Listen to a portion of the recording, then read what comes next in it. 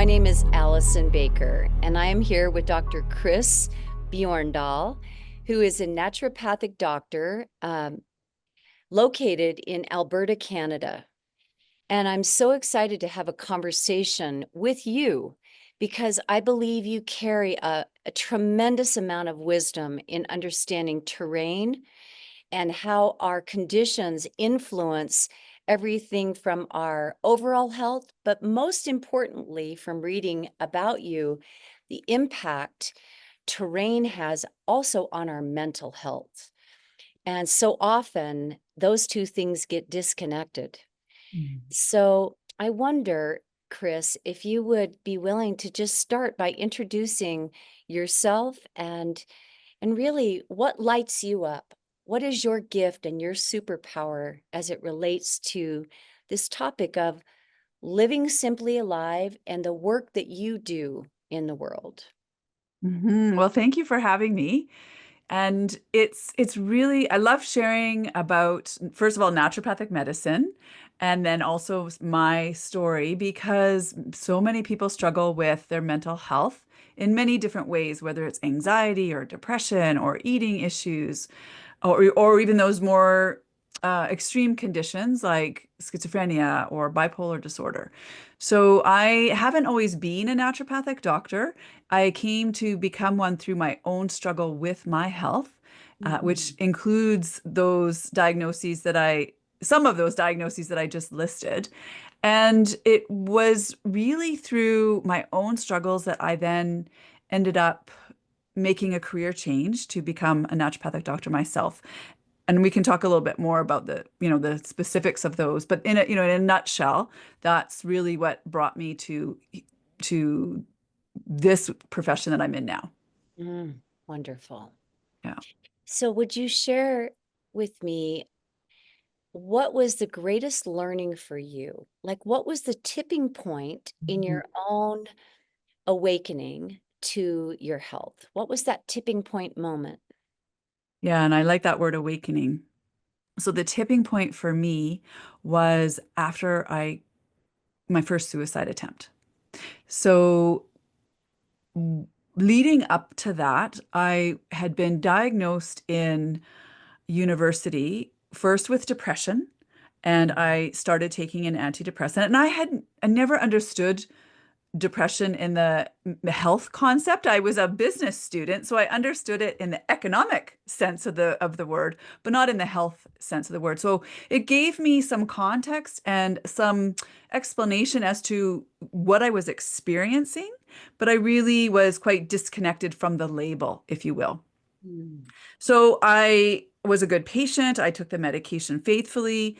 And then 3 months later, I found myself in a place that I'd never been before, which was not sleeping, really rapid thoughts, uh, spending money that I am very frugal in a financial sense normally. So I was a little bit more free with my wallet. And anyway, I spun into a full-blown delusional psychotic state after about 3 days of that, where I had to be wrestled in a straitjacket and off to the hospital I went, was put in a rubber room, diagnosed with bipolar disorder type 1. I really hadn't digested the first diagnosis of depression. And now I've got this new diagnosis that's completely foreign. And not to mention, that was a very um, strange experience to go through Yeah. psychosis. Very strange for everybody involved. And I'm adopted. I'll mention that as well. So there was no family history to go by, and so it really took everyone, including myself, by complete shock and surprise. But what I did with that label was I pretty much was like, that's not happening to me. Like, Mm. and I felt a lot of shame, Mm. stigma. And so I just continued wearing this mask that, you know what?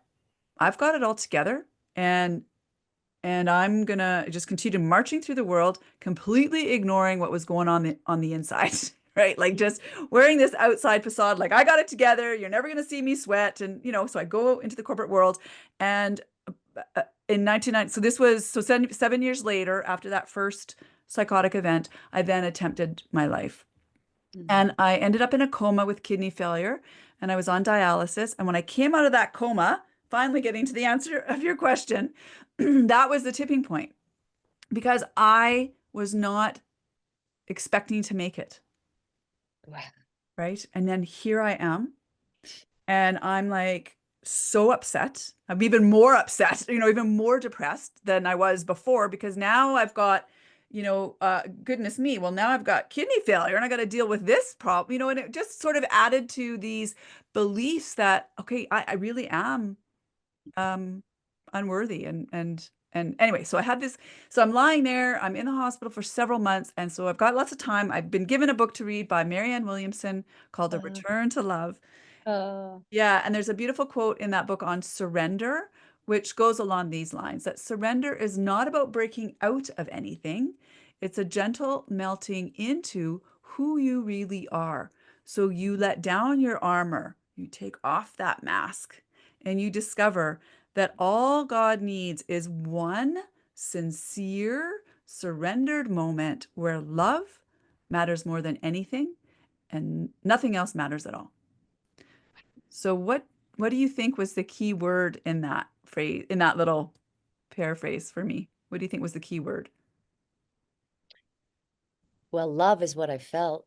It's the And that one. That's yeah, the one. you are loved and loved, and that you are worthy, That's and that right. it was safe to drop the armor and really step fully into the vulnerability of recognizing who you are Yeah. and accepting those parts as part of not the broken part, but the part that is as relevant, but through the eyes of love.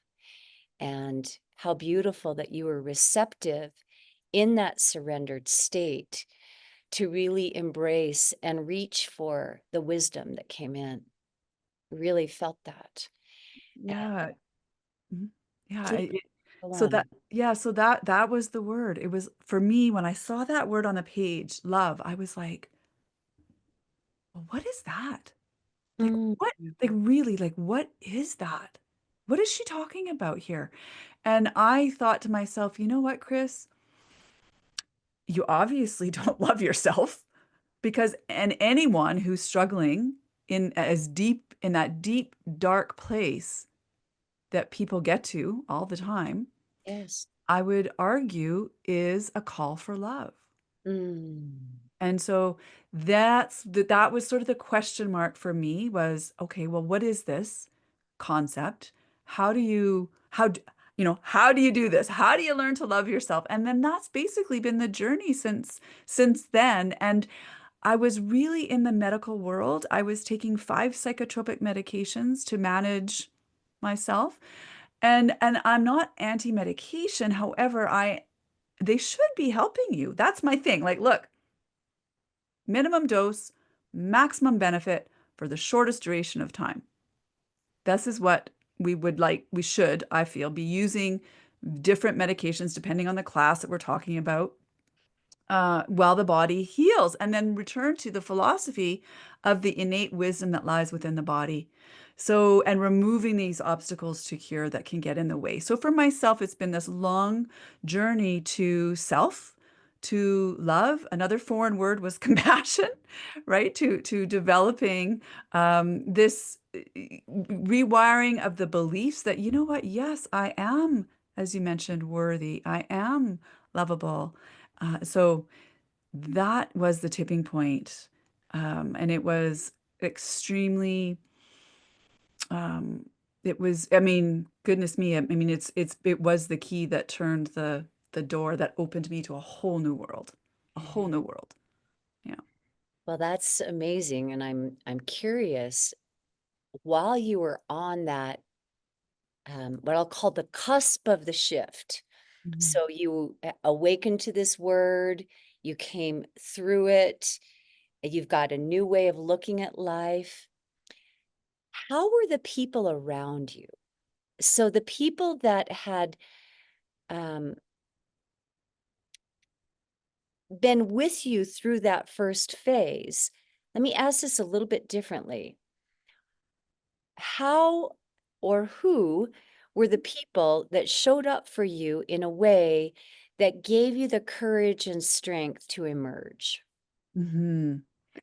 So so the person that gave me that book, my best friend Lisa, so she's really been like I call her a soul sister, right? Hmm. So she's really been a champion of me. Many examples. So she is one individual, very so from the very beginning of this mental health journey. The other is my mom.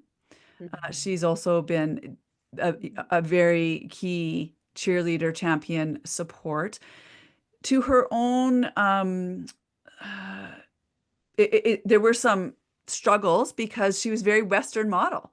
So when you move into naturopathic medicine, which is essentially for people who don't know, we're trained like medical doctors in terms of the sciences, but we don't use drugs to treat. Now, Mhm. some naturopathic doctors in Canada do have prescription rights. I don't Mm. live in a province that grants that, but primarily what we use to treat and support you is nutrition and supplementation, botanical medicine, Chinese medicine, homeopathy, hydrotherapy. So, really, what we believe in is there is this innate wisdom within, and we have to support the body in the healing process. And part of that requires removing obstacles that could be in the way. And so it's really about mind, body, spirit is really the philosophy, and that we don't want to compartmentalize the human person in front of you. It's so interesting when you speak of your journey and the people around you. It just reminds me how whenever there's something, we'll start by calling it a mental experience caused by likely biological conditions or other circumstances that trigger it, that similar to someone that's in an experience of addiction, when the mind is active, but not expressing in quite the same way at that time due to many circumstances, that whether it was the psychotropic drugs, the circumstances that led up to it, surviving your own suicide, all of those conditions in the mind become so core to how we think. And yet the people around us, just like somebody in an addicted state, people don't know how to be in response, right? And so part of living simply alive is, how do we in our own life journey be in connection and support with others? And so if you were advising someone um, who is with a person in their life struggling from the experiences you lived, what words would you say or refrain from to really to hold this person in love while they find their way home? Hmm. Yeah, it's interesting. I'm part of a community. I took a psychotherapeutic training in compassionate inquiry, Mm. which is so interestingly, there are many therapists that were referring to individuals with diagnoses like bipolar disorder as difficult or challenging people. Mm. And so to answer your question, whether the person is addicted to drugs, or they're deeply in a dark place of depression, or they're, really having lots of mood swings, whatever it is. I mean, my Mhm. book is called Beyond the Label. So we want to be really careful with the words that we use, because they carry an energetic quality to them. And if you take the word words and string it together with no spaces, it spells swords. So understand that the person in front of you, the suffering soul, if you can see to the heart or the essence of that being, that they're simply in a state of struggle, Right. right? And what would we do? How would we treat a newborn baby, right? Because a newborn essentially lives within all of us. right? We've got these, I'm in my outer shell of 57 years old, but within there is, if you look at the rings of a tree, right? All of the ages of that tree are within that tree, right? So same in a sense with us, we're carrying in our subconscious mind a lot. There's a lot of content there and a lot of messaging that can be happening. So anyway, to answer the question, the key words Beautiful. that come for me are, so coming back to that word love, always entering with love first. So what would be the most loving thing you can say, be, or do? Right? Um, one thing that has prickled me is being referred to, or even having people say, well, I've had to walk on eggshells around you, right? And Right. it's like, I'm like, well, why are you doing that? Right. Like, and so it's so comments like that. So words you want to avoid would be like, again, difficult, challenge, and the situation might be challenging, but the individual essence of a person isn't challenging. And the other thing that's coming to mind too as well is this concept of shadows and so yin and yang, right? Yin and yang. Whatever you say you aren't, you are actually. That's a shadow that you're avoiding, right? And so we are the yin and the yang. We contain it all within us. It just might be something is more prevalent in any given moment. And if we look at bipolar disorder, for example, well, that's the extreme yin and yang, right? It's the extreme yin and yang. Yes. So, Thank you for that. That's incredibly helpful. And also reminds me a little bit of my own journey.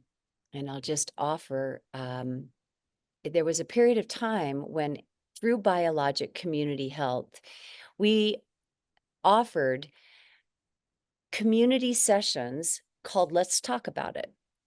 And mm, one of those was Let's Talk About It, Suicide and Depression.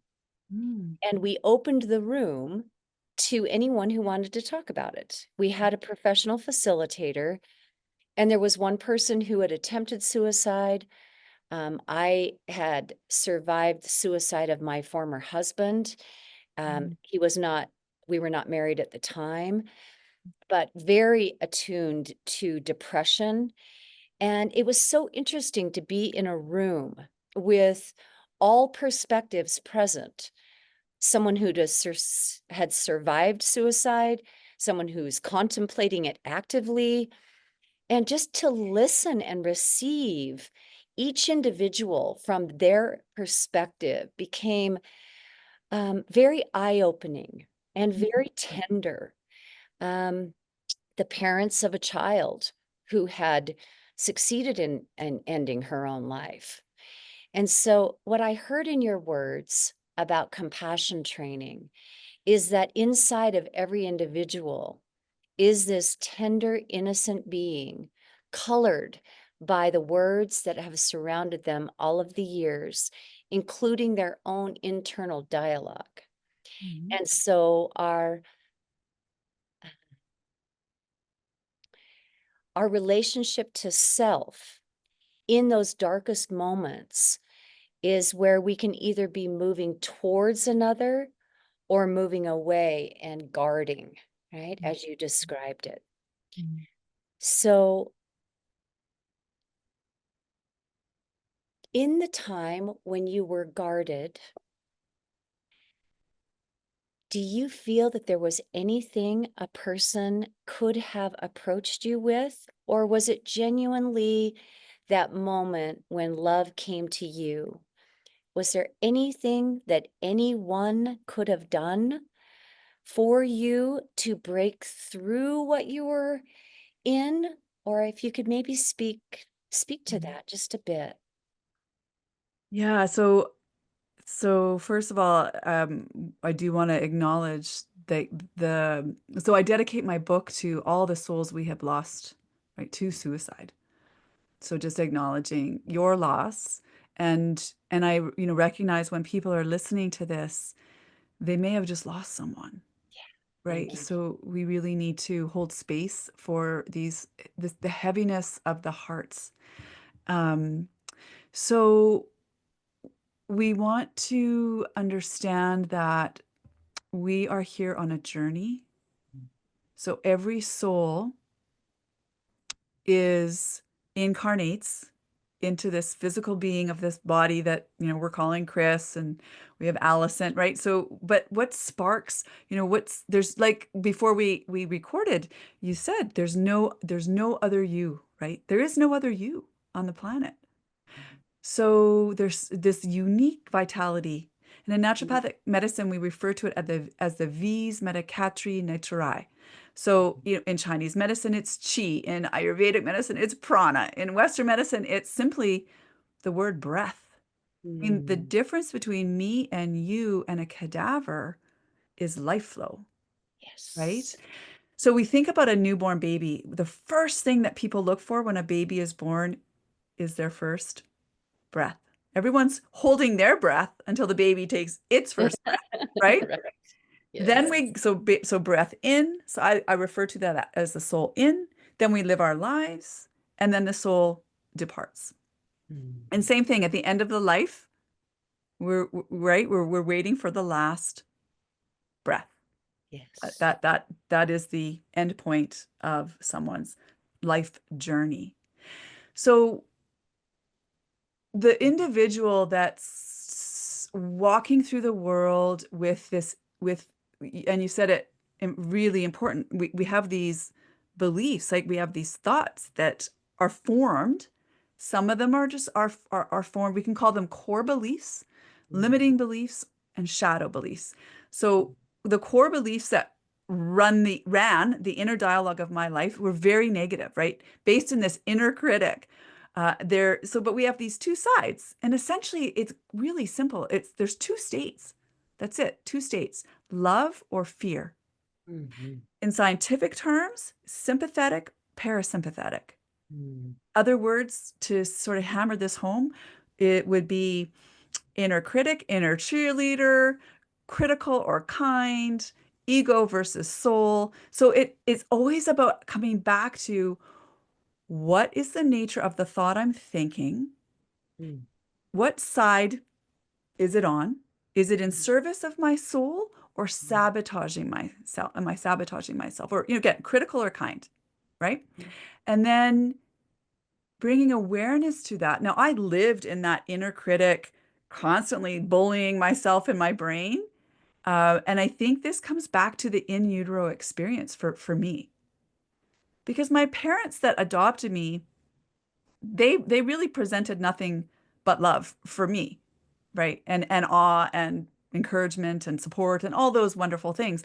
But wired within the core of my being was this belief that I just wasn't wanted, Mm. and that may have formed when I learned that I was adopted, and I fully didn't understand what that meant in my young 5-year-old brain. So I processed it to mean that I was there temporarily and different from my brother, who was their biological son. So Mm. these beliefs get formed at a young age, but they're not always true or correct, actually. And yet we then wear them as the truth and we march through the world. So then I became this overachiever to compensate for this sense of lack that I felt within. So anyway, I went on a long tangent and I still haven't answered the question, which is, could anyone have said anything or done anything, for me? And I think the answer is yes. Many people were offering help and support. I wasn't willing to receive, Yes. right? Because I didn't feel I was worthy of it, That's right. right? And even the voice, when I was, again, it was a 6-month process of pain, this decision about ending my life. At that stage, in from January of 94 to June of 94. When it came down to it, this inner critic said, and you know what, Chris? You're even such a chicken. You can't even do that. It was almost like a challenge, if you will. And I thought, I mean, it was just really not, Mm. it's very cruel. And Mhm. also, I didn't have um, the willingness to express the inner truth of what I was thinking, right? because there was a lot of shame about, there's a lot of shame around this, a lot of shame. And so doctors weren't asking me the right questions, and I will be responsible and own up to the fact that I wasn't forthcoming either. May I ask, how old were you at I the it time? was I was 27. Oh, interesting. So So the this 20, period of time was like 27 to 28-ish. yeah. Yeah.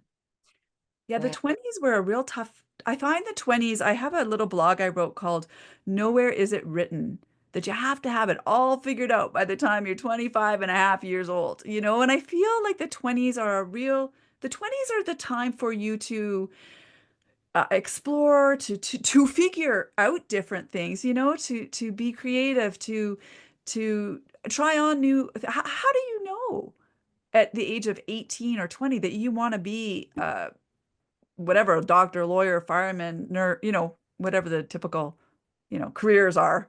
You don't know. You haven't even experienced life yet. That's right. So, but yet our society puts on all this pressure, like get the job, get the wife, get the husband, get the dog, start the family, climb the corporate ladder. You know what I'm saying? And it's just like, again, coming back to this concept of purpose, like, why are you here actually? Like, why are you here? And I think ultimately, for me, because I've had to answer to this question, is why am I still here actually when others aren't?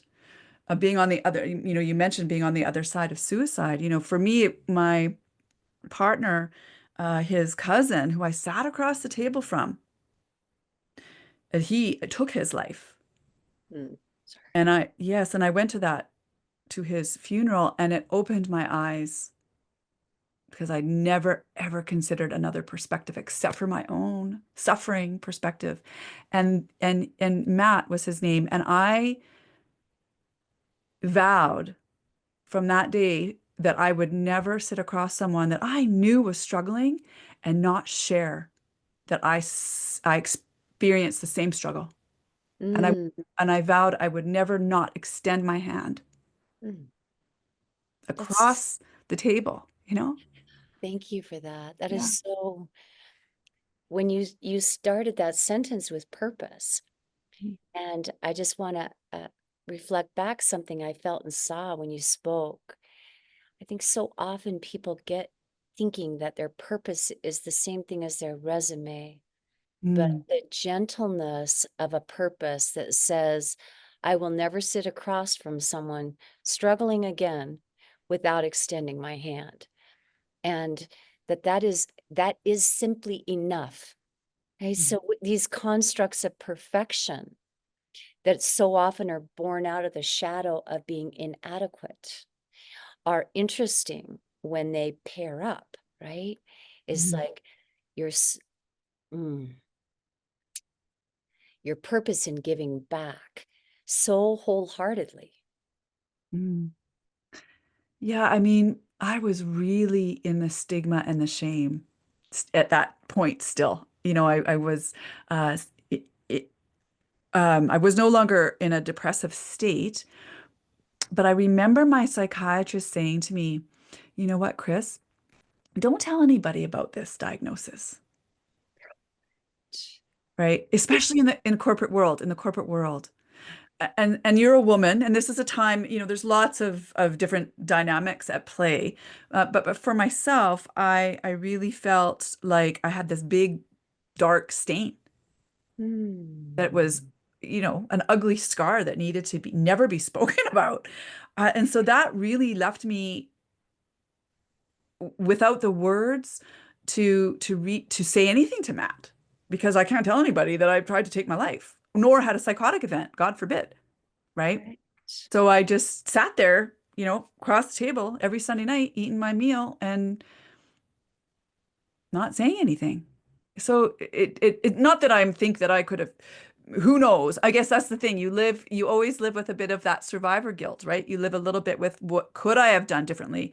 What could I have said something if I had opened up? So this is what brings me back to this concept of coming back to the soul. You know, I believe that. So again, I've had to make sense of why I am still here and why Matt's not, or whoever is not. And I've come to believe that we contract what it is we're going to learn in this lifetime on a soul level. Could be forgiveness, could be love, could be compassion, acceptance. There's many contracts that you could be fulfilling in this lifetime. But for Mhm. myself, I think the reason I have not succumbed to suicide, and I've had 3 attempts, is because my contract is not to in this lifetime. My contract is to learn how to love and accept not only myself but the other as well. I mean, it's easier for me to love another than it is for me to love myself. Absolutely, right? So that's the contract for me. Very simple.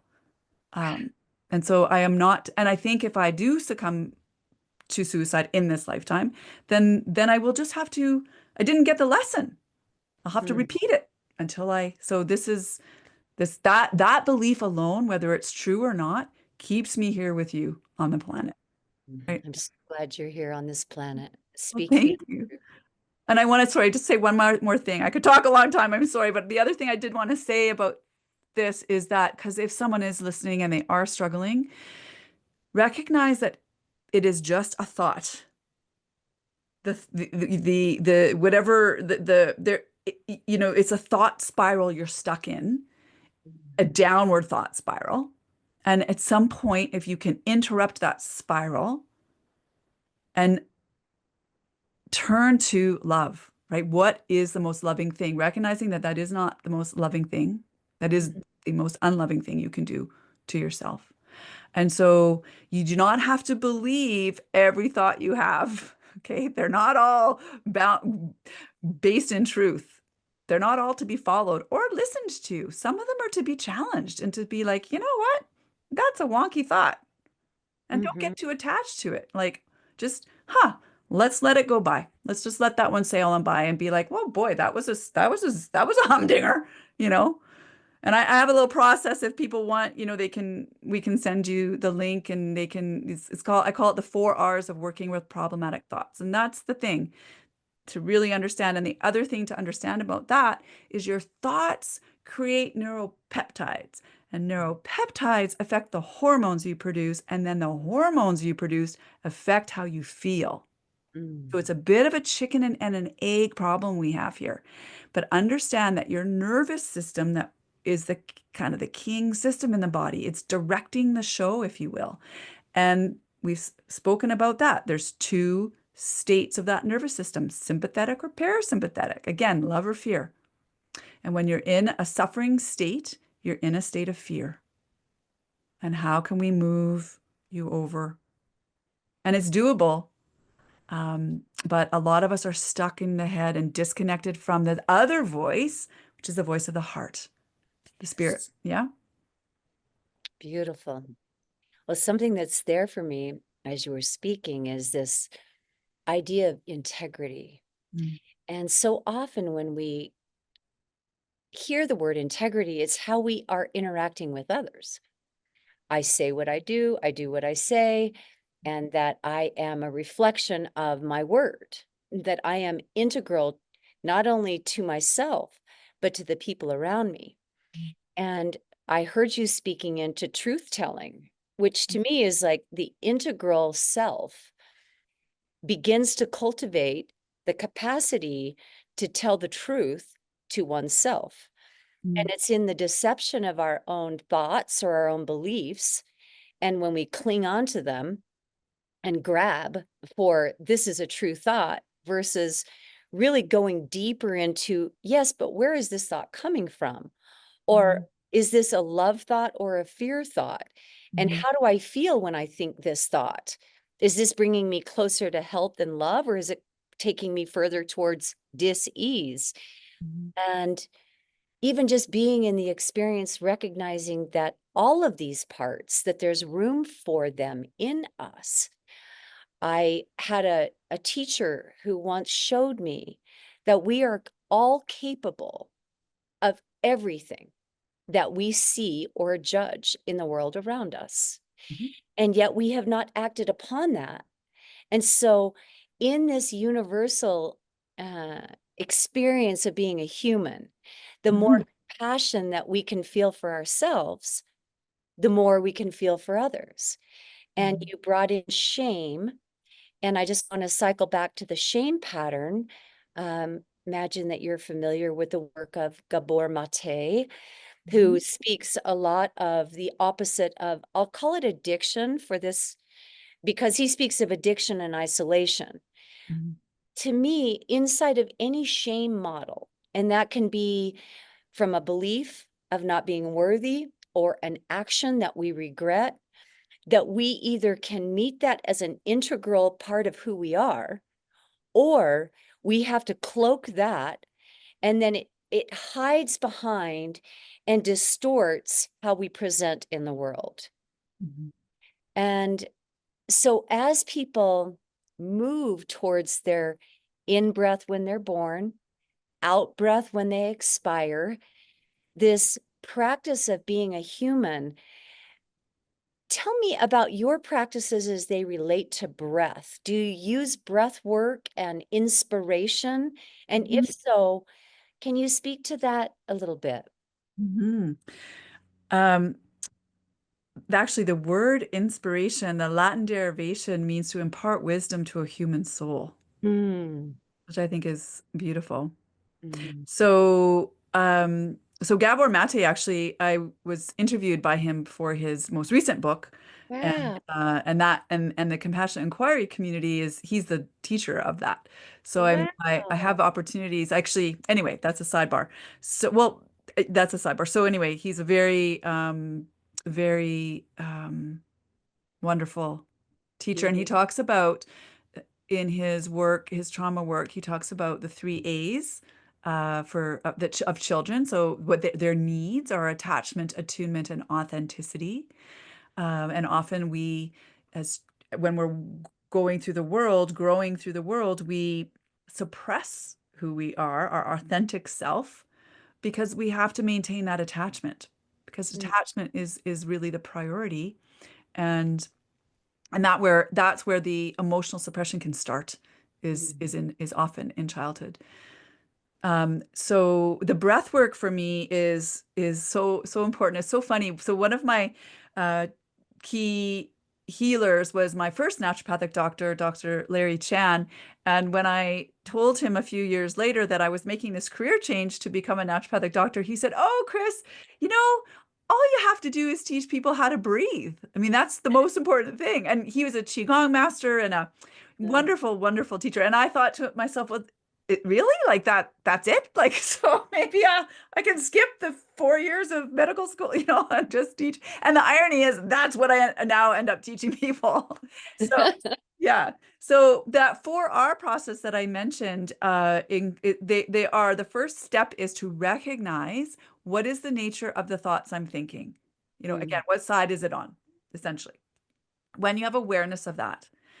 And then the second R is if this is a problematic thought, if we're recognizing that it's on that stinking thinking pathway or downward spiral, we have the recognition. Then the next step is to the next R is to refrain from following it any further. So we're going to stop there. I'm not going to ask any questions. We're just going to stop. And then third R is relax into the breath. And I mm, like to teach it, and then I'll just complete the fourth R is to repeat those three steps over and over and over again. And I remember and I learned that from my second naturopathic doctor, Dr. Jason Hughes. He taught me that 4R process. So that is credited to him. I said to him, and this was after my third suicide attempt, which was in 2009. I said to him, "That's it? Like, that's your prescription?" And of course, I had forgotten everything that Dr. Chan had taught me, 20 years prior, right? So, the, anyway, so he's like, "Yeah, Chris, that's what I'm teaching you." And I'm like, "Okay." But the thing is, he was the first person. I'm sure Larry tried, Dr. Chan tried, but I wasn't, again, really in a place at that point to receive all the physical, mental, emotional, spiritual lessons that I probably could have gleaned from him. So with Jason, it was very much about I actually got the message, you mm. know. Because again, people can give you the message, but if you don't receive it, it's like the letter, the letter doesn't get into the house. It's still out on the mail, on the doorstep outside, right? Got to get through the slot. So, and then the way I like to do the breathing is to put your right, so maybe people can do this, if they're listening now, is right hand on the belly button, left hand on the heart. The reason for this is in Chinese medicine, the right side of your body is the yang side. Where your belly button is a yin area. This is when you were connected in the womb to your mother. So also in Ayurvedic medicine, this represents where your right hand is down, the first and second chakras in Ayurvedic medicine, which have to do with your sense of rootedness, security, belonging, connectedness in the world. Left side of the body is the yin side in Chinese medicine, considered the healing side. Usually I just suggest to connect with the heart here. And the heart is a yang organ. So we're balancing the yin and the yang energies here. But there's ultimately no right or wrong, right? If that doesn't feel comfortable for you, no problem. The other things you can do if you feel you need healing and say your knee is sore, well then put that right hand on your knee, or got a headache, you put your right hand where you feel called to put it. But for now, we'll put it on the heart.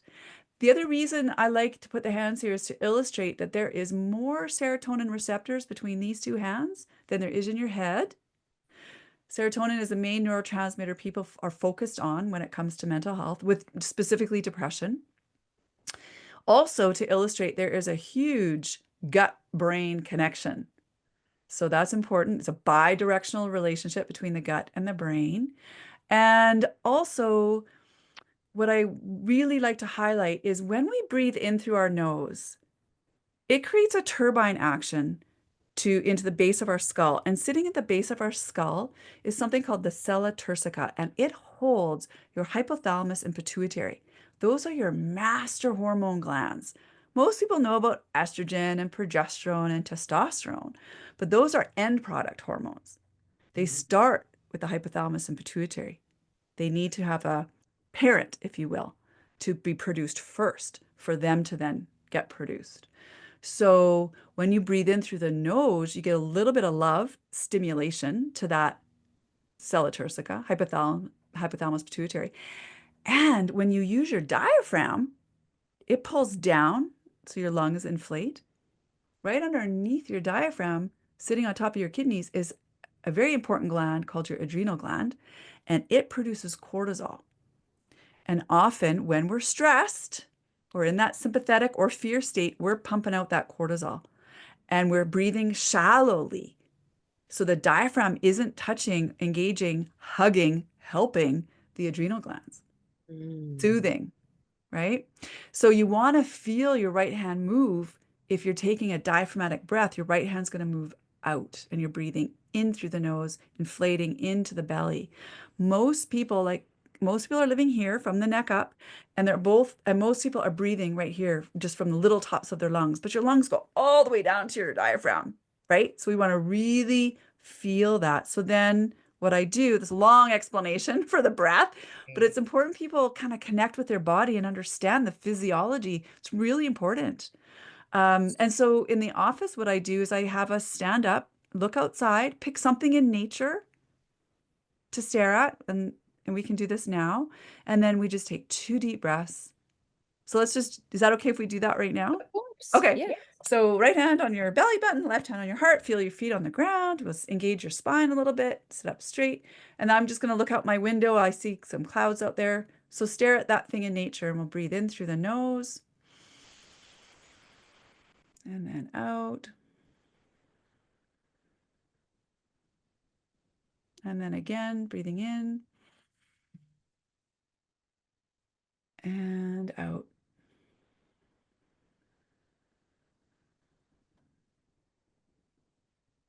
And what I'll do is I turn to my patient and I say, what was going on in your head when you were taking those 2 deep breaths? So was there anything going on in your head, Allyson? How incredible the breath is as an interrupter of active thoughts Yeah.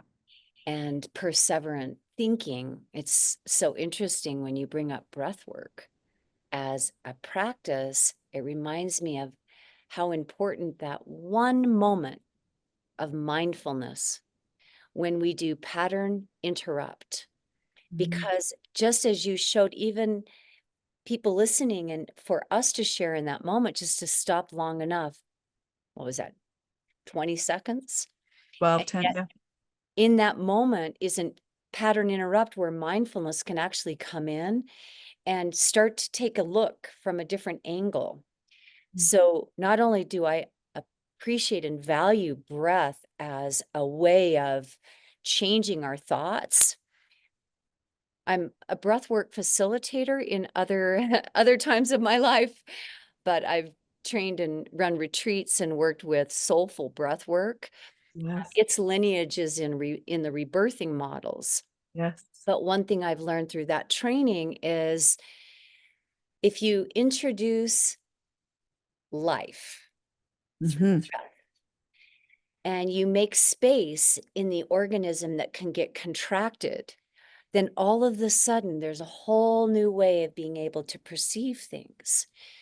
Deeply grateful that you walked with us through that and showed, even in 20 seconds, the importance of taking a breath will always change the nature of our thought, even if it's like, well, what should I look at? Okay, well, Mhm. great. We pattern interrupted, right? Am I going to look at nature, that orange stick? Nonetheless, we change the mind long enough to introduce a whole new way of being in that moment. Yeah. And one other Yeah. thing that you Sorry, mentioned yeah, go ahead. was these, what I consider spirals. Yes. You mentioned that there was somebody, they taught you these breathing techniques when you were younger, but you weren't ready to receive that. But when it came back around the next spiral, you were open to this as a practice because something else had been The seed had been affected, planted. Yes. right? And you were more receptive to this. So I have a question regarding um, gut brain axis, Mhm. serotonin, and Mhm. the relevance of our what we ingest, both through what we see, what we take in, but also what we eat and consume. As we know, so many of our neurotransmitters are directly related to what we're consuming. Could you Mhm. speak to that a little bit in terms of your own experience? Were there dietary changes that you made or anything Mhm. Mhm. Yes. related to that? Yes. Yes. So I want to just complete this breath piece. So for if that's okay, one thing I wanted to say is when I do turn to my patient and ask that question, what was going on in your mind when we were taking those two breaths, staring at something in nature? Oftentimes they turn back to me and they're like, nothing. And I'm like, perfect. Right? Because here's the thing, it's not about suppressing thoughts, ignoring thoughts. It's not about that. It's about understanding that there's two voices within you, the egoic mind with the megaphone that's speaking very loud and first, and it's full of opinions, judgments, comments, suggestions, ideas, some of which are helpful, most of which are not. And Mm. then you have the voice of the heart, right? There's a wonderful quote: the heart must usher the mind into the zone of revelation, by Joseph Campbell. So if we give the egoic mind something to do, look at something and it's like, okay, and it wants to serve you. Ultimately, it wants to serve you. So that's why I just like people, just like to finish that, just so that people know that, if you give it that pattern, call it a pattern interrupt, that we're giving the mind a job. Its job is to look at that thing in nature. And you might still have the thoughts whizzing around, and that's okay. They're fine, but eventually it'll settle. Things will settle. So, but anyway, so this is so important. I'm so glad because you brought this up, and that you asked this question because physical healing involves, in my opinion, these four key levels. So physical, mental, emotional, and spiritual. And most people are on that outer physical realm, which means what can I do to manipulate, if you will, my state, neurotransmitters, hormones, etc. So what I want people to understand is there's three major systems, if you will, in your body: your neurotransmitters, your hormones, and your organs of detoxification and your immune system. And they're all interacting with each other, right? There's no walls really within. So we create the wall, but everything is flowing and they interact with each other. So interestingly, prior to my depression, I had an eating disorder. And Mm. prior to the eating disorder, I did antibiotics for about a year Wow. when I was Interesting. 14. Mhm. No one was talking about the gut microbiome in 1980. Nobody. Yes. Yes. And honestly, I was well into I had graduated from naturopathic school and had been practicing for a couple of years. And so we talked a lot in naturopathic school about the liver and the organs of detoxification and the way the gut works and the colon and making sure everything's flowing and probiotics. And it was all being discussed. And I never clued in for my own self that there was a huge disruption there. Mhm. So the other important piece, so many pieces here. So I wrote another little book called The Essential Diet, Eating for Mental Health. So understand that you cannot make some neurotransmitters are derived from essential amino acids. And the two key neurotransmitters that are derived from essential amino acids are serotonin, derived from tryptophan, and dopamine, derived from phenylalanine. Mm. So tryptophan comes in the body and we can only get it from our food. We can't get it anywhere else. Like you can't make it. Mm. You know how we upgrade the iPhone every now and then? Like we need to upgrade the human body to do a couple things. And one of it is for us to make tryptophan with our own factories inside. We physically, so if you aren't getting tryptophan, you're not going to make serotonin. And Mm. I was a vegetarian, but I was a terrible vegetarian. There were no vegetables in my diet. It was only carbs. I was a sugar addict. Wow. So basically, you cannot. And so what happened to me was I mentioned Dr. Larry Chan, amazing. The other person I went to see was a nutritionally oriented psychiatrist. His name is Dr. Abraham Hoffer, and he's Okay. very famous Canadian. He has passed away, but he was my clinician. And he prescribed a lot of supplements to support that tryptophan pathway in my body. Mm. And that is so I started there and I carried all the supplements with all the medications for a whole year. And I had my first year where I was free from depression and anxiety. And I hadn't had that in the 15 years prior. So I thought, okay, there's definitely something to this approach that I'm on, the naturopathic pathway, and also with Dr. Hoffer. His form of medicine was referred to as orthomolecular medicine, Mhm. which just means the right molecule for your individual needs. Mm. But I like to mention to people, but the thing is that the only thing, again, and I wasn't forthcoming with this information and they weren't asking, I didn't talk about the eating piece at all. Right? So there's another condition, bulimia, that is clouded in shame as well. So I had a lot of cracks in my nutritional foundation, and I did stumble into a subsequent depression, partly because, so I ended up tapering off all those meds, but, and I continued the supplements, but nobody again was really, I ended up bumping up against um, the root cause, which was I wasn't eating properly. Like no one had really had addressed what I was eating. And that's why I'd like to really highlight this point home because you can take supplements and I am pro doing that, but if you're not going to address the essential nutrients that somebody should be ingesting themselves, then are you really solving anything for that person, you know?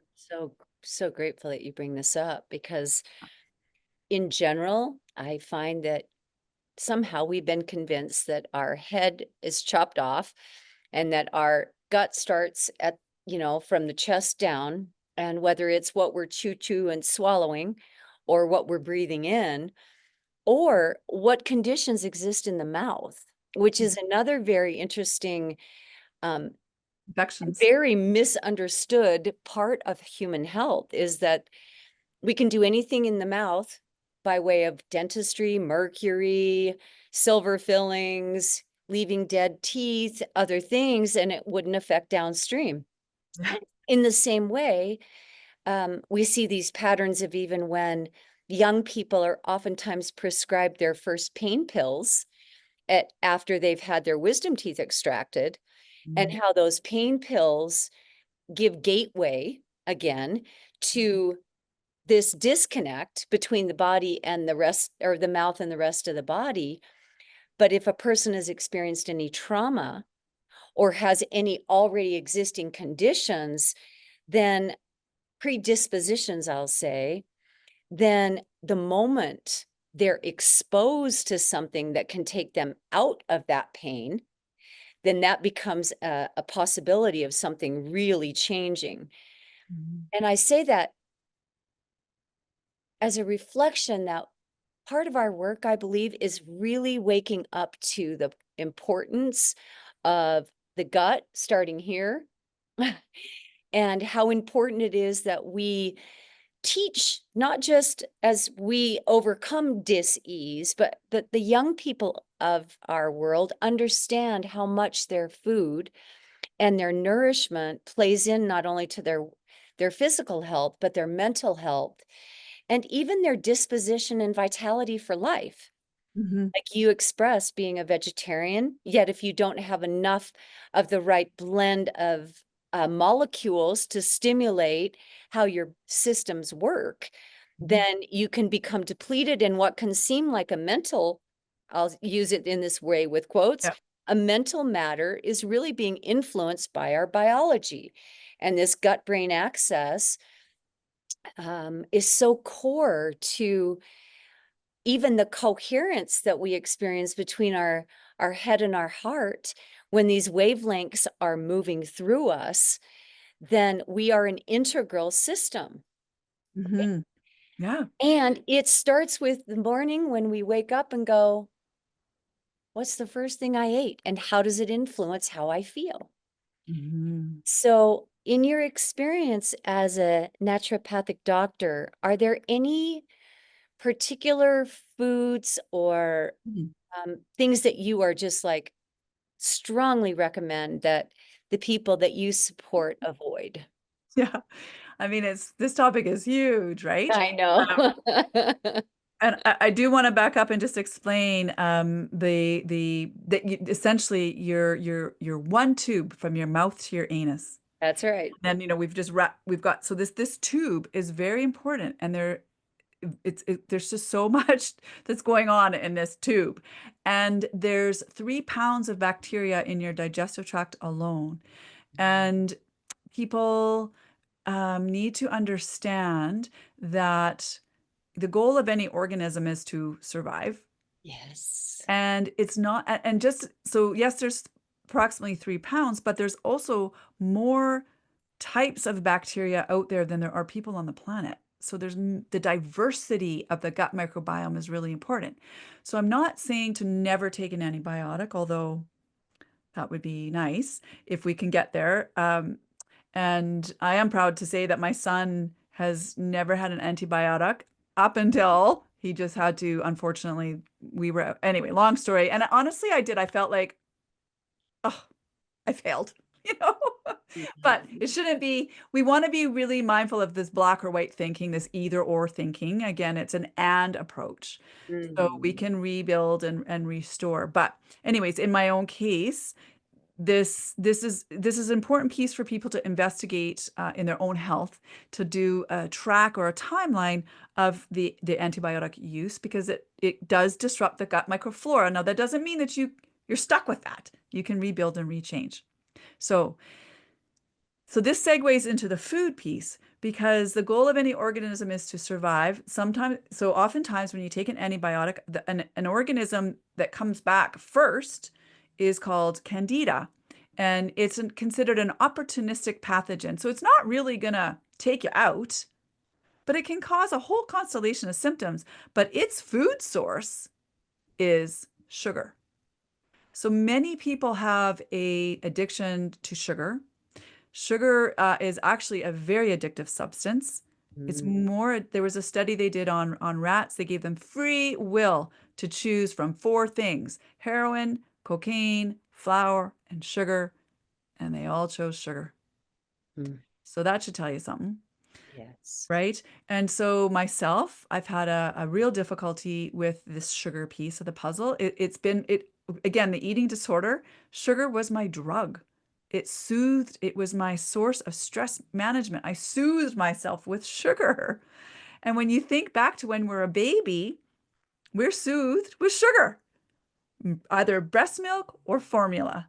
The minute Mm, we open our mouths in a cry or a scream, we get a bottle or a breast in our mouth. mm, So we're kind of wired already this way.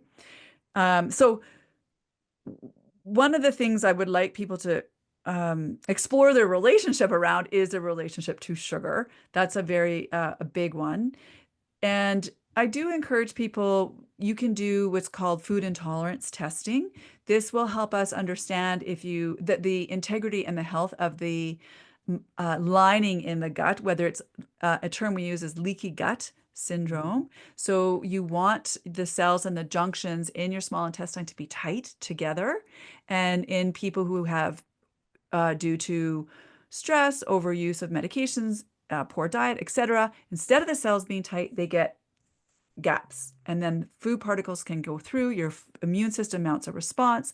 And this can cause a whole constellation of symptoms in people from eczema to asthma to mental health. So the integrity of that tube is really important. So that mm, leaky gut is one component. The quality of the bacteria is another component. Do you have candida is a third component. Are you moving your bowels regularly, i.e., 12 to 14 hours after a meal?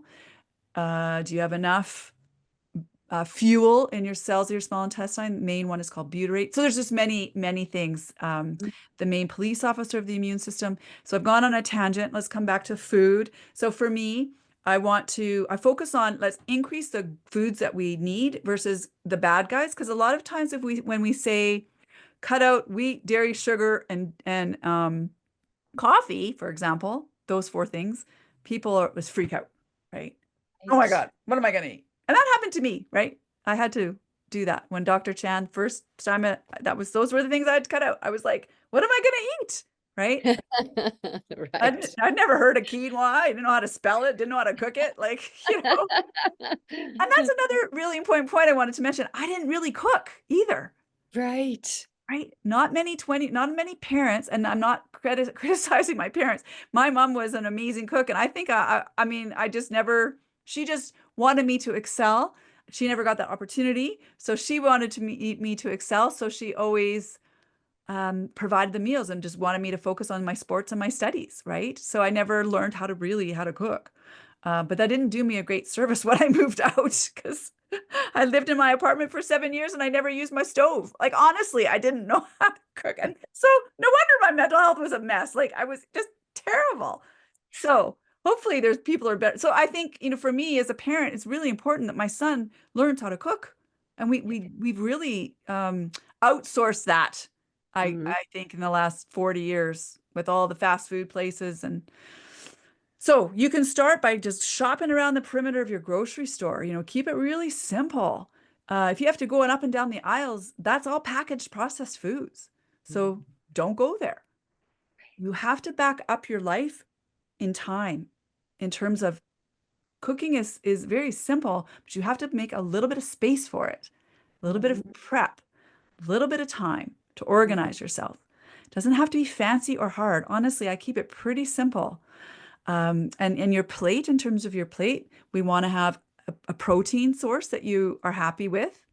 Ideally, it's not, again, we can get really critical about food because of Mhm. the way, if we look at beef, how are they fed? Is it grass fed? Are they corn fed? Like you don't want corn in your cows. That's not what they're meant to eat. So, um, and then you want the healthy fats. Again, most people aren't the omega 3s versus the omega 6s and omega 9s. We need these healthy fats. Most people are not really deficient in omega 3s. And then so avocados and your nuts and your seeds. And then your vegetables, right? So vegetables get a people have their, if you look at your plate, most people's plates are less than 25% vegetables. Um, so just switch up your plate. Let's get more greens, more veggies, get the protein in there, get some healthy fats. Don't make fat is your friend. Don't be afraid of fat. Mhm. Break up with the sugar, break up with the highly processed grains, have Mhm. the complex grains. Anyway, I could talk for a long time about nutrition, but the other piece I want to mention is the environment, right? The sprays and the pesticides and the chemicals, all these things affect us too, right? So I know I'm preaching to the choir, but it's so it's huge. And some people just so anyway, you always want to start where you are. And so, for example, I was mentioning, so the tryptophan forming foods, make sure you're getting some tryptophan forming foods. So that's, you got to eat, doesn't, you don't have to eat meat if you don't want to, but make sure that you're getting the grain, the carbohydrate forms. There's some for, there is tryptophan in quinoa, there is tryptophan in almonds, right? Right. But if you're not eating those foods, how are you going to make it? Well, you point to it. Thank you for that. I feel like for so many people when they start on the journey of what am I eating? What is my diet? What do I need to change? It becomes so overwhelming. So overwhelming. And what I have loved in Ayurvedic medicine and also doing a spring and a fall cleanse. A dear friend of mine, Micah Springer, if she is ever listening, she would lead us through a fall cleanse and a spring cleanse. And it was 4 weeks. And what I loved about that methodology, it was like, okay, this week you're going to take one thing away and Nice. you're going to add one thing. Yes. And I love this regeneration strategy because when we introduce something we love, it becomes not like what are we depriving ourselves of? Yeah. But doing it a week at a time also gave me a sense like I knew that the coffee needed to go, but the first thing I was sure I could get rid of was the power bars. Yes. And at the time, I was, a yogi and I was so healthy and I thought I was because I was drinking Gatorade and running out the door with a power bar, always on the fly, right? And so I'd go to my yoga practice and then all of a sudden I was like, wait, this isn't good food. And so one of the coming back to your plate mindset, I made an agreement of, okay, I'm going to cut sugar and I'm going to sit down with my plate, even if it's only a power bar, and be present to the food that I am eating in a way that slows the speed at which we consume. Mhm. I was always running to Mhm. eat. And so Mhm. I really appreciate the reminder you bring that in our homes, how we are nourished in our family home and the culture of slowing down that we can provide for our children is core. We've sped up so fast that they're always on the fly, which is why fast food is so popular because you just have to drive through, grab it, feed the kids, and you're on your way.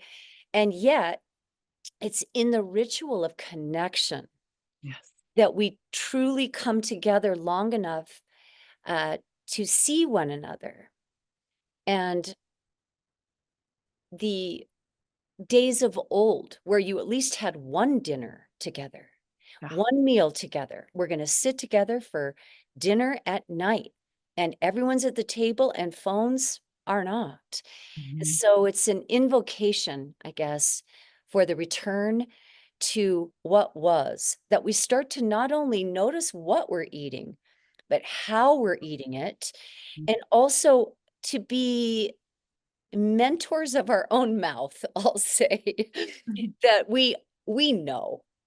I know foods that I eat that make me feel strange, and I know foods that make me feel good. And so being a integral human on the path to our own health, I feel it's critical that we come back to personal integrity first because like you, I had a history of eating disorders. When I was young, I was a model many, many years ago. So keeping my weight down to razor thin was the goal. And I couldn't even look in the mirror anymore and know what I was. One day Mm, I was fat, one day I was skinny. It depended on what thought I had about myself. mhm, And so so many of us have developed a strange relationship to the plate of food mhm, or the ways that we eat. And mhm. so, yeah, that's a whole deep dive. We could do whole nother have a whole nother conversation about Yeah. Well, and hopefully we can, because I am working on a new book about this subject, about good. the yeah, and I wanted to touch on coming back to the breath. When I prescribe the 4 R's, it's when you catch your thoughts, right? When you catch yourself, but it's also I prescribe it before you eat, before you Mm, go to bed, before you get out of bed, and when you go to the bathroom, and mm, when mm, you're standing in a lineup. Another mm. great time is actually when you're driving. Obviously, you're not taking your hands off the wheel, although there are self-driving cars nowadays, which scares me. But you want to be present. This is the thing. And so prescribing, and I'm only prescribing 2 deep breaths, like we did, just two Interesting. deep breaths. But the issue, to touch on exactly what you said, is that digestion is a parasympathetic process. It does Mm, not happen properly when we're in a sympathetic state. And and again, a lot of us are always have our gas on the pedal with a long to-do list, and we're eating on the run and mm, running away from how we're eating. mm. So again, slowing it down and keeping in mind that chomp chomp swallow, it then the digestive system, it's just not gonna it's just not work. It's kind of turned off, if you will. And then that leads to a whole sequelae of problems like, okay, now I've got gas and bloating and stomach pain and uh, indigestion, heartburn. Again, it all comes back to, well, it's the system's off and you're dumping fuel down and it's not ready to receive, Yes. right? So you got to lay the ground. You got to get that nervous system, you send the signal. And also, the other important point is digestion doesn't start when food hits your mouth. Yeah, that's right. Right? Yeah. Digestion starts with a sense of smell. That sends a signal to the brain on the massive nerve that you have called the vagus nerve. It innervates and it sends the message to the stomach, hey, guess what? Food's going to be coming here, guys. Let's get ready. Right? But most of us, again, we're running through the drive-through, unwrap, down the hatch. The stomach's like, whoa, whoa, whoa, back it up, brain. I didn't get no message from you. Mm, Vagus nerve, what are you doing? You're offline? mm. Absolutely, it was. Right? Yes. So slowing it down, and that's why I love the practice of grace or gratitude, right? Mm. Like let's really look at our plate and let's thank all the hands that touched this food before it got to me, you know? Yes. Just take a moment or go around the table and say something. Again, like you pointed out, we really have lost this sense of connection and family community around the table. Mhm. Yeah, so important. So important and really brings us back to both how we live every day and literally every moment. These two breaths that you remind us about and the times when we can take them, whether it's driving, hands on the wheel, before we eat, but pausing long enough to take in a little life, take in some of the beauty that is around us. And it's not all about us.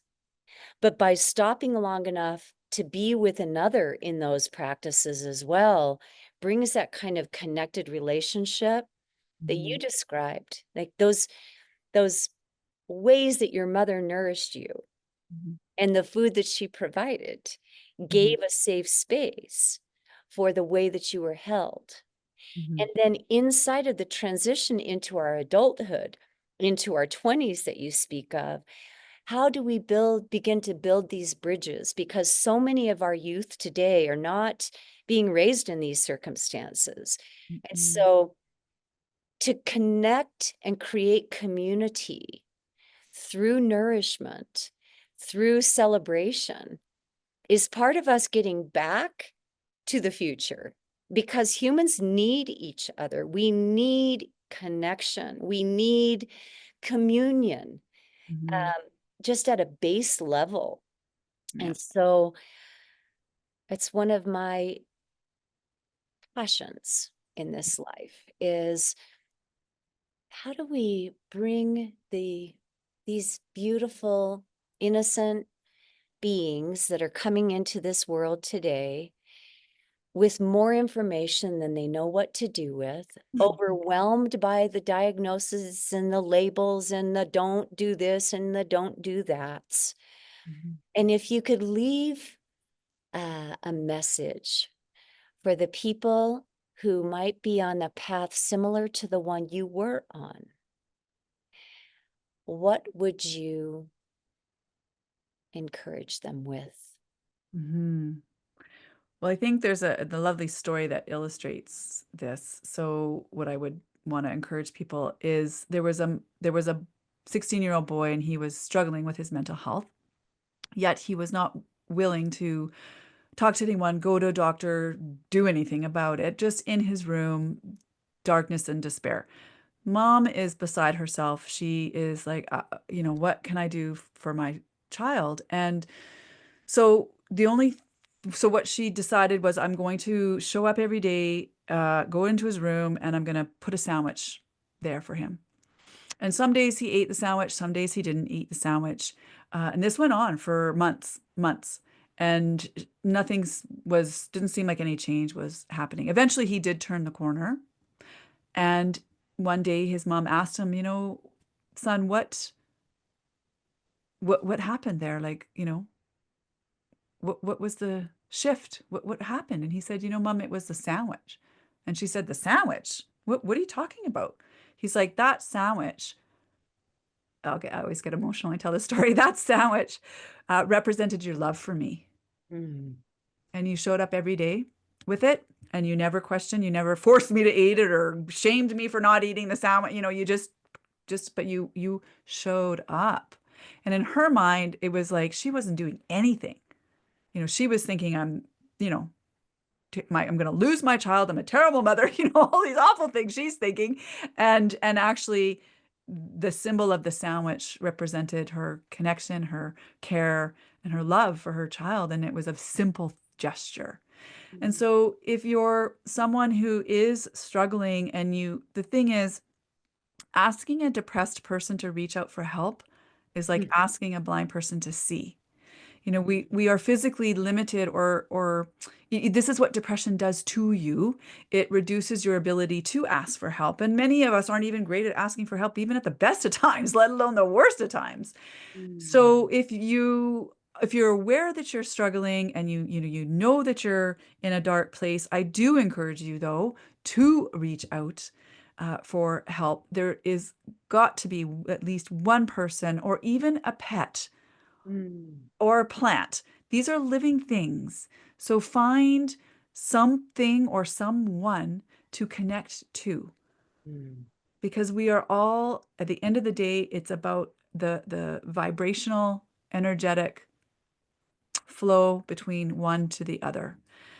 And if you're a person who's caring for someone or knows someone who's struggling, continue to show up and don't take it personally if you're not met with open arms, because it's not personal. It's just a reflection of where that person is, because they're not loving themselves. So you need to be the mirror for them to help them see their worth, their value. Again, this friend, Lisa, when I was struggling, we raced for the university track team together. I stopped going to practice. She noticed. I wasn't in the same faculty as her, but she noticed Chris hasn't been here for like a month or 2 weeks or whatever it was. So she called my mom, who was like, I don't know, so I was like that teenage boy, right? I'm not, I don't have a problem. I'm not going to get help. No, you can't help me. But she made an appointment for me at the student health services and phoned my mom and asked my mom if she could get me there. And mm, Lisa went first. Like Lisa went herself and talked to somebody and said, I have a friend who's struggling. I don't know what to do. mm, And they told her, make an appointment for her. Can you get her here? And that's what she did. And I went with this indifferent willingness. I didn't really know why I was going. I wasn't mad. I think she was afraid I would be mad at her. I wasn't mad, but I really didn't know. Well, I didn't understand what was going on with me. I had no Yeah. clue, right? Now kids are more savvy, again, as you mentioned with technology, but I had no clue what was happening to me. No Mm. clue. And neither did my mom, really, because it wasn't part of people weren't talking about it back then. At least people are talking about it now, which is great. But we need to, I think, move out of that phase into what are we doing about it? Yes. Right. And my books and my programs and are offering to the like, okay, let's now here's what you can actually do. Yes. Here's the hope. And so that's the last message, right? Is there is hope. There is Yes. something you can do. And yes, it can be overwhelming, but just pick one thing, whether it's drinking more water, going to bed earlier, going for a walk, getting some vitamin D sunshine, having one less cup of coffee, one less chocolate bar, whatever it is, doesn't have to be huge. Make one phone call, you Mm. know? We don't Yeah. even phone each other anymore. We text, you know? So, Well, thank you for what you offered too, that sometimes we need someone from the outside who is awake and aware and attuned to the other. And and so often in our world we can be myopic and looking inward, and yet to just turn our gaze long enough, how are the people in my world? mhm, And can I notice? And as you said, when somebody's been missing, this friend of yours, Lisa, who noticed you've been missing, mhm, I that really touches me mhm, because I believe it is part of the help as we move forward in this world that we begin to lay down these things and genuinely look into the eyes of others with compassion and curiosity and interest. How are you? Not mhm, necessarily in that question because it doesn't always give space for an answer, mhm, but the genuine interest, as your friend Lisa showed, I mhm, would say might be one of the reasons why you're still here doing your work. mhm. And so grateful we are that there are people that are paying attention, and Yeah. and it's just such an honor to sit with you and hear your story. I feel like I would love to just go on a picnic for about, I don't know, 3 more hours, but Right. There's so much to talk about, but yeah. so much to talk about, and we will share the links to your work and ways that people can get in touch with you. I feel like you have such a powerful but poignant, touching experience. And the wider it is shared, then the wider it is felt, and the more lives that'll be touched because of you being who you are fully Mhm. every day, not just sometimes. Right. Mhm. Yeah. So Thank you so much. Thank you so you. much. It was a pleasure. Yeah. Is there anything else you'd like to say or ask before we go? No, I mean, there's so much more to dive into, really, but just I think the main message is that you, if you're struggling, there's a lot of rocks to look under and to uncover and to find answers. And there Mm, are answers. So start looking. And yes. for me, that I think that's the other important point. This wasn't like one day I'm suicidal and the next day I'm happy. Like, not at all. I mean, this journey was from essentially birth, and now I'm, you know, 50, almost 58. So, but the real turning point, so I guess the last thing I want to say is you don't often get the message of healing or of hope when you first get diagnosed with anxiety, depression, bipolar disorder, ADHD. Again, the list goes on. You often get the message, take this medication for the rest of your life. And that's not true, actually. Sure, like I said at the beginning, you might need some, might help to get you on some solid ground. Then you can make all these other changes that are necessary. But root cause medicine, There's a Mhm. reason for your struggling, and there can be more than one root to a tree, right? A tree, visualize a big, huge oak tree. It doesn't have one root. Okay, there's many roots, but Mhm. you only need to necessarily tap into one of them and you can have a different experience. And so the tree analogy is important because a lot of times we end up stuck in the branches and we don't Mhm. want to chase branches. So symptoms like headaches, bloating, there's can be many roots. So we need to get to the root of the suffering. And for me, it really was unveiling the spiritual, the mental, the emotional, and the physical. That's all interconnected, and just move the needle on one, it'll open, you'll peel that onion or continue peeling the onion till you get to the essence. So don't give up. That's what I'm, really important to say. Thank you. Yeah. We'll keep going. Yeah. One breath at a time, One one breath at a voice at time, a time. Just keep living. one organic apple at a time. All right. Well, thank you so much, Chris. You're welcome. Really appreciate you and look forward to more time with you again. I Yeah. hope in person. Yes. Gonna make it happen. Thank you.